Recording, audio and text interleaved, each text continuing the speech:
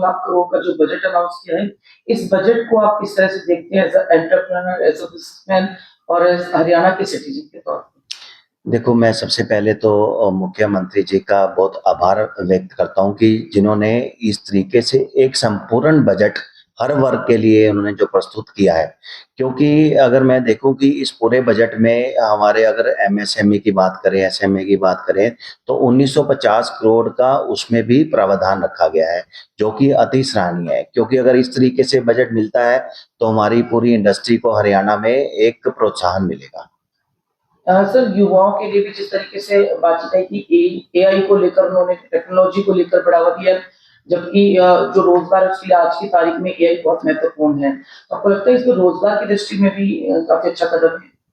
देखो, आज की डेट में अगर मैं एआई की बात करूँ, जो एआई आज की डेट में मोस्ट प्रोमिसिंग है, क्योंकि एआई की वजह से बहुत सारी चीज़ें ईज़ी हो गई हैं।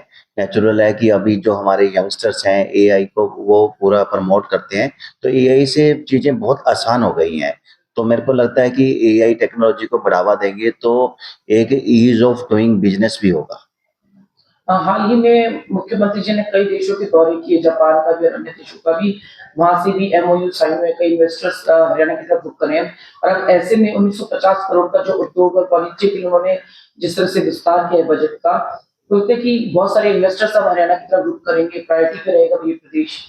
बिल्कुल सही कहा आपने, क्योंकि देखो जिस तरीके से हमारे आदरणीय प्रधानमंत्री नरेंद्र मोदी जी का जो विज़न है, वो इसी वजह से उन्होंने जो जापान में भी दौरा किया है, तो वो कहीं न कहीं एक टेक्नोलॉजिकल कोलैबोरेशन जब होता है, तो नेचुरल है कि उस एरिया का विकास होता है।